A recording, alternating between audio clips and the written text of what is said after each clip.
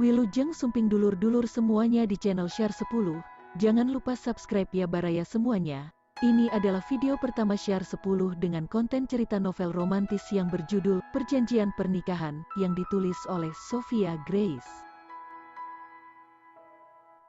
Oke, mari kita introduce terlebih dahulu. Aku nggak mau nikah sama kamu. Gila apa? Ketemu aja baru sekali ini, Aileen Benyamin dijodohkan dengan Samuel Manasseh, pemuda yang sama sekali tak dikenalnya.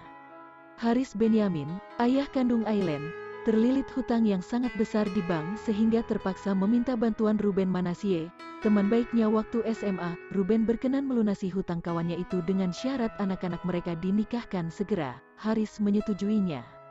Aileen dan Samuel yang sama-sama merasa menjadi korban akhirnya melakukan kesepakatan rahasia, yaitu menikah, berpura-pura hamil, mengadopsi anak, lalu bercerai.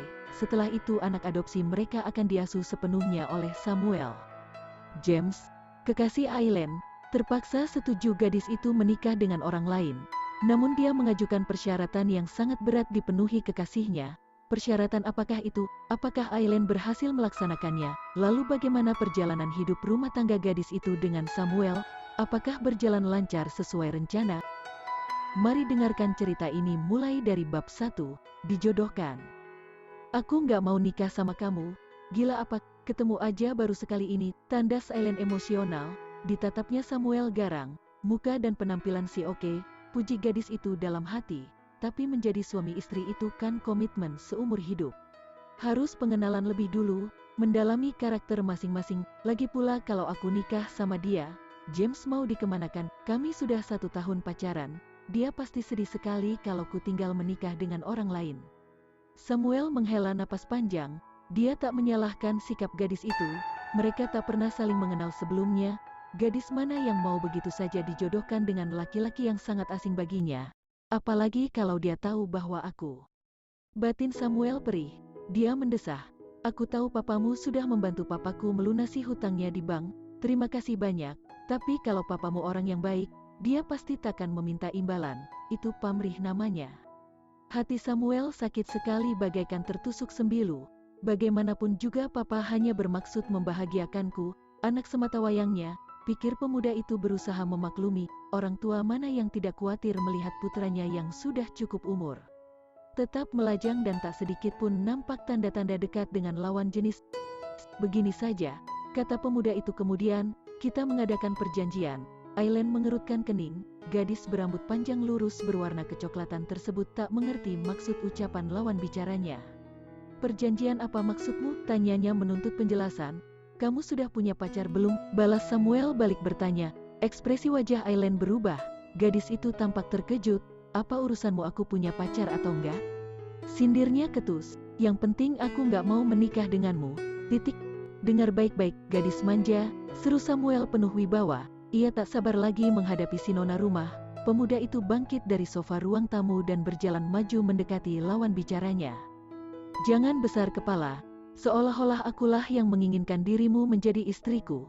Ketahuilah, aku pun tak sudi memperistri perempuan yang tak pernah berarti apapun dalam hidupku.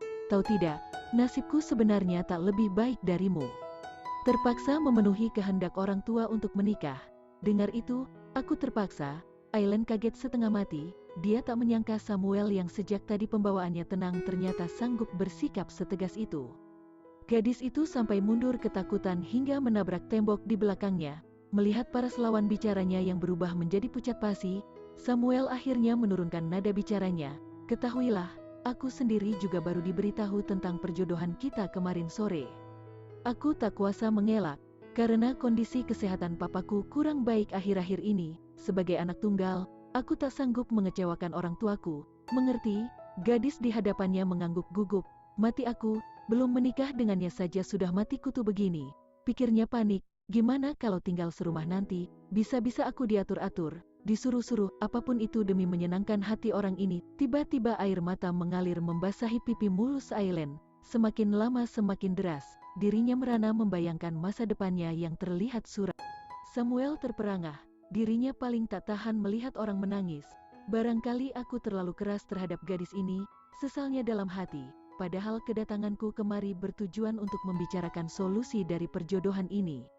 Agar masing-masing pihak tidak terlalu menderita, maafkan aku, ucap pemuda itu lirih, sorot matanya menunjukkan penyesalan yang mendalam. Sebenarnya aku tak bermaksud menyakitimu, cuma emosi saja mendengar kata-katamu tadi yang seolah-olah menyalahkan diriku atas perjodohan ini. Padahal, aku juga merasa menjadi korban. Sama sepertimu. Samuel lalu membalikkan badannya, lalu berjalan menuju sofa dan duduk kembali. Diam-diam pemuda itu nyengir sendiri. Kok orang yang datang bertamu malah lebih galak daripada si nona rumah, hehehe. Aileen mengambil sehelai tisu lalu menghapus air matanya. Selanjutnya gadis itu duduk di sofa yang letaknya serong dengan yang diduduki Samuel. Maafkan aku juga, ucapnya lirih, perasaannya melunak. Hati kecilnya mengatakan bahwa tamunya ini bukan orang jahat. Aku panik sekali mau dinikahkan dengan orang yang 100% asing bagiku. Itulah yang membuat sikapku jadi menjengkelkan seperti tadi. Sorry ya, tatapan memohon gadis itu membuat hati Samuel semakin luluh. Pemuda itu mengangguk mengiyakan. Ngomong-ngomong, umur berapa kamu sebenarnya? Tanyanya rileks. Kata papa sih, 20-an. Aileen membenarkan, iya, umurku sekarang 22 tahun tepatnya. Baru lulus kuliah S1 Sastra Inggris, kamu sendiri umur berapa? Balas gadis itu balik bertanya. Hatinya sudah semakin tenang sekarang. 26 tahun, jawab lawan bicaranya singkat. Aku lulusan S1 Business Management di Ohio, Amerika, sudah hampir 3 tahun ini bekerja membantu papa di perusahaan. Aku anak tunggal. Aileen manggut-manggut. Kemarin ayahnya sudah memberitahunya bahwa orang tua Samuel adalah pemilik pabrik peralatan dapur terbesar di Pulau Jawa, panci, wajan, piring, mangkok, gelas, dan berbagai macam peralatan makan diproduksi secara massal lalu didistribusikan ke seluruh penjuru negeri ini. Rupanya itu adalah perusahaan turun-temurun warisan keluarga, reputasinya sangat baik dan kondisi finansialnya kuat sekali. Oleh karena itulah, ayah Samuel tak mengalami kesulitan melunasi hutang-hutang ayah Aileen pada bank yang jumlah nolnya fantastis.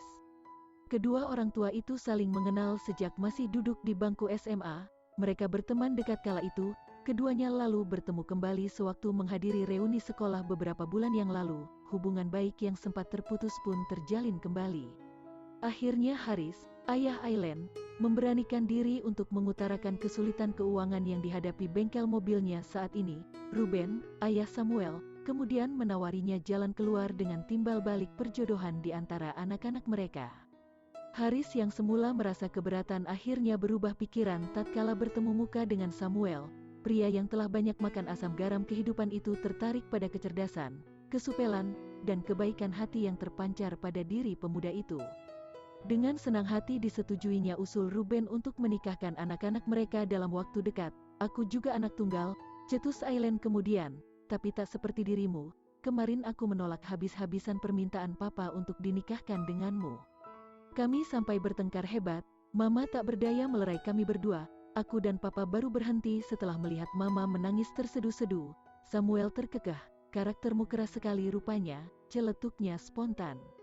Pantas papamu buru-buru mau menikahkanmu. Hahaha, suasana tegang mencair seketika. Aileen tersenyum. Dia mulai menyukai kepribadian pemuda di hadapannya. Kamu mau kupanggil apa, Mas, atau langsung sebut nama aja? Tanyanya sopan. Langsung nama aja, orang-orang biasa memanggilku Sam, jawab sang pemuda ramah. Jadi sudah jelas ya sekarang, Nona Aileen, kita ini sama-sama korban, bukan musuh. Si gadis mengangguk setuju, dia lalu berkata, sesama korban harus saling support. Sam, lawan bicaranya mengangguk setuju, betul, jawab pemuda itu tangkas. Begini rencanaku. Lanjut ke bab 2 ya dulur-dulur semuanya. See you next video.